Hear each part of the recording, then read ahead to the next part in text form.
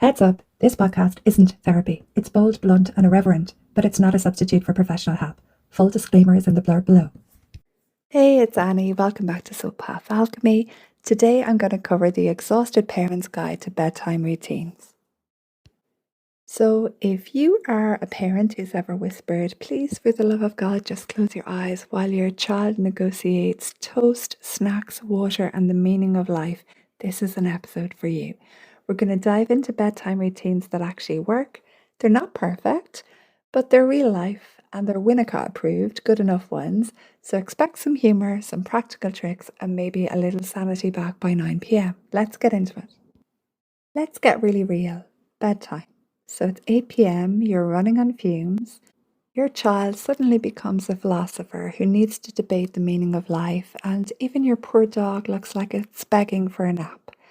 Bedtime can feel like you're starring in a war movie, whispering, just get into the bloody bed and close your eyes, while your child demands food, another snack, or decides that missing that sock is the key to all that is holy. Does this sound familiar? And let's not forget the Oscar-worthy performances, the limp body protest when you try to carry them upstairs, or the sudden Shakespearean monologue about the injustice of having to brush their teeth twice a day. For some families, it's not bedtime, it's utter theatre. And here's the good news, you're not failing. You're in the messy, hilarious, Winnicott-approved zone of being a good enough parent. Let me introduce you to Donald Winnicott. He was the brilliant British pediatrician psychoanalyst, and he once said, there's no such thing as a baby, there's a baby in someone.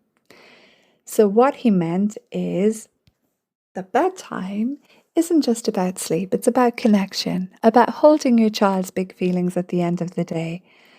And you, the parent, are their safe landing strip. They touch down all their emotions on you. Grab yourself a cuppa and let's talk about turning bedtime into a ritual of love and not logistics. So let's kick this off at step one, the worry box. And here's the twist. We're starting this right when your child gets home from school or as early in the evening as possible. Why? Because kids carry a backpack full of worries from the day, little hurts, excitements, and disappointments. And if we let them unpack them early, bedtime becomes way smoother. So grab yourself a shoebox, let them decorate it with stickers and drawings and paper, and cut a slot in the lid and name it after whatever it is that works for them. So you could have a worry owl, a worry fox, a worry elf. Or in the case of a child, I know they give it to their deceased granddad. Their granddad's picture is there and they hand the worry over to him. So every afternoon or early evening, encourage them to write or draw their little worries and slip them into the box. It's like handing over the heavy stuff. And it allows them to really and truly embody the fact that they don't have to carry this alone tonight, because that's when you get the night terrors and the worries and the delayed, heading off to bed and the sleep issues. So Winnicott would actually love this. It's a transitional object, a bridge between their inner chaos and the safety of being held by someone else. So by bedtime, their mind is lighter and you've set the tone for release. Plus, it's a really great way to connect after school without turning it into a full therapy session. And honestly, some of the worries that they put into the box will make you laugh. The teacher told me I have awful handwriting. My friend didn't share his snacks with me. Tommy felt sad at lunchtime. And these aren't just worries, they're little postcards from their world. And sometimes you'll be tempted to slip your own note in, I worry I'll never go to bed. Because let's get serious. How do children find Olympic level energy at the exact moments their heads touch the pillow? Suddenly they're bouncing, giggling, and needing to practice, handstands and cartwheels. And meanwhile, you're lying there like a corpse, bargaining with God, just saying, please let them sleep. So the next tip I have is to seed suggestions from about, 6 or 7 p.m. So you build on the early release, and from about 6 or 7 onwards, start seeding positive suggestions. It's a prime window when their unconscious is open and ready to absorb calm. You can skip the shouts and save your voice and instead weave in gentle phrases as you go about your evening routine. Things like, oh, you did so well today. I think you're going to have a really good night's sleep today. You've burned off lots of energy. Tell them that they're loved, lots of affirmation. These aren't just words, they plant seeds that bloom overnight. And you're essentially programming their subconscious for peace, making the transition to bed feel more natural and secure. It's like subliminal parenting, not the scary kind where you whisper, buy more detergent to yourself, and you're making different shopping lists, but it's the soothing kind where you're basically saying, hey kid, your nervous system's safe, chill out here, we've got it covered as parents. Because let's face it, when they get to bed, oh my God, these delay tactics will really wreck your head at times. I'm hungry, I need a sandwich. Yeah, a 3-course meal perhaps. And then they're an expert on hydrology. They want their water, but it has to be from the fridge, has to be the blue cup, not the pink cup. And only the blue one. No, not that blue one, the other blue one. And you're kind of wondering, okay, what's the difference between the blue? But it matters to them. And then there's the existential angst that comes out at night and the little worries. And then they're asking you, where do we go when we die? Why does God have a beard? Why is the sky blue? Do snails have families, Mom? Etc., etc. Winnicott talked about containment, but he skipped the part where you explain the universe at, 9:30 when they should have been asleep a whole hour ago, and you've got toothpaste on your jumper, which, as we all know, is really, really difficult to get out. And then you have the toy drama, that forgotten teddy. It's suddenly essential, or the missing sock becomes a sleep blocker. And you've all been there, hunting like Indiana Jones for the special teddy while muttering under your breath, why do we even buy any other toys? This is the only one that matters. So here's the next tip. The magic jelly bean.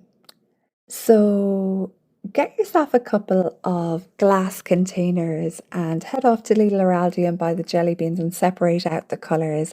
And you can put, the yellow ones for courage, other ones for sleep, other ones for sadness, other ones for, separate out the colours and all the different issues with emotions that your child has. You can have jelly beans that correspond to those particular colours and emotions. With worries already parked in a box, this is the fun way to shift into wind down mode. So kids under 7 are super suggestible, they're highly hypnotizable. Their brains are in that theta state, which is hypnosis. Use it. So the simple prop, as I said, can be jelly beans, it can be vitamin C gummies, it can be sugar-free sweets or raisins. And you can announce it very dramatically. I got you some sleepy jelly beans. It tells your brain it's time to rest. And tomorrow we might give you a smart jelly bean for learning, or we might have happy jelly beans for smiles.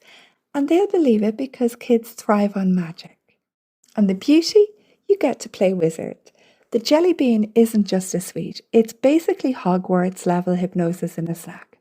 And one night it's the sleepy bean, and another night it's the dream bean. And honestly, if you've ever wanted to be Dumbledore at bedtime, this is your moment.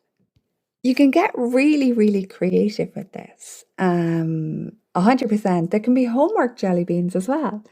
And then the compassionate body scan. So step 4 is this compassionate body scan. Think of it as a loving reset before all the stories. This is very short somatic hygiene, helping them release any leftover tension with kindness.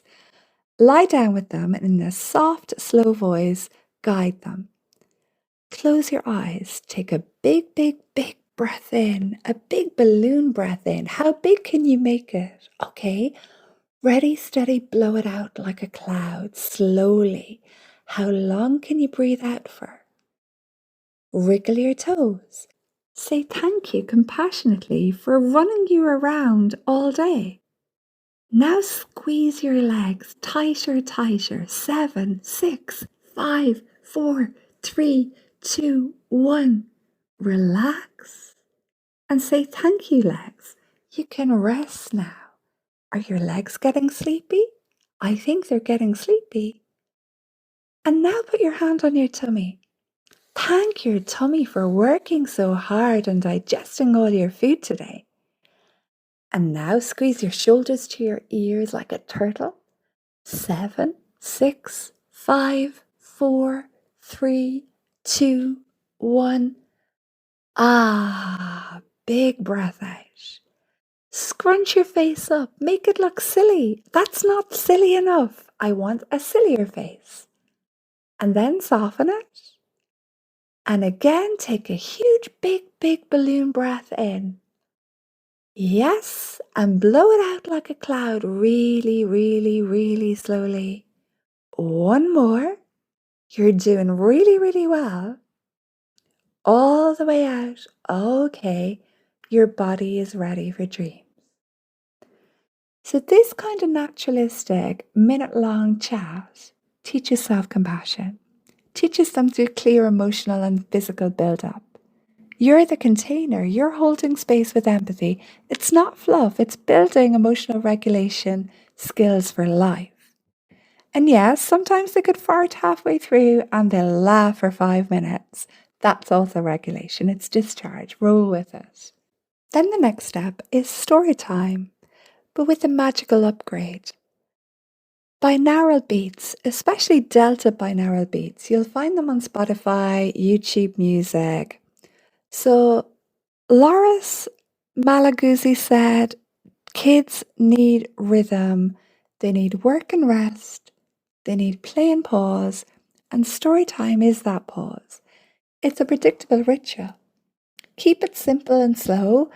Maybe the same books nightly for that secure soil. They have a tendency to want the same story from time to time. And when you layer in binaural beats, as I said, they're free on YouTube or Spotify. Just search binaural beats for sleep or delta binaural beats. And here's the science, but in plain English. Binaural beats plays 2 slightly different tones, one in each ear. Your kid's brain goes, right, I'll make up a beat out of that, and it sinks into relaxed brainwaves, like theta or delta. And these are the ones linked to dreaminess and deep sleep. It's essentially a DJ for the nervous system. Their brain basically throws its own chill out zone and makes it itself. And studies show that they reduce anxiety, improve focus, and they enhance sleep quality by entraining the brain. And sometimes I use it myself. If I wake up in the middle of the night, I'll put them on. And they're a really good hack. So picture this, you're reading the Gruffalo, but now it's got a soundtrack. And your kid's eyelids droop and their breathing slows, and for once you're not asked mid-sentence, but what's a log pile house really? And look, confession time, if you put the headphones on yourself later, it'll knock you out faster than a hot whiskey and the 6 o'clock news. So honestly, I once fell asleep halfway through Guess How Much I Love You. This works, trust me. And then the final step is to end with affirmation. So telling your child in your own way that it's a beautiful human being and that you're incredibly proud of it, that you're safe and loved, this builds self-esteem and resilience. So my tip would be to have 6 genuine things throughout the day that they get stickers for every single night in a little notebook. And you're like, okay, I'm giving you a sticker because you were so nice to your sister Jenny today. You really shared, and I love that about you. And then I'm going to give you another sticker. You helped me do the laundry and you folded all the different towels. I really appreciated that. And then you give them another sticker. Maybe they did something for their dad or for their granny. And they get a little notebook. Okay, they could have been naughty minxes as well, but whatever you focus on is going to grow. So there you have it, the exhausted parent's guide to a bedtime routine. It's not hard work. Start with the worry box after school for early release and seed suggestions from 6-7. Then you have the magic jelly beans for suggestible fun, the compassionate body scan for reset. You can actually have binaural beats on then too. Follow through with the story time, again with the binaural delta beats for rhythmic calm, affirmations to end strong, and then hug yourself for being an amazing parent. You're teaching rest, release, and trust. And Winnicott reminds us that good enough is perfect. If you skip a step, you're still doing amazing work. Pour that wine, collapse, and pat yourself on the back. You survived another bedtime, sainthood achieved. And keep an eye out for Sophie's Secret Soul Stories for Children with Big Hearts. It's coming soon to soothe and affirm those little people. Plant these seeds and watch the magic grow. Thanks for listening. Sweet dreams to your little ones. Have a really great day.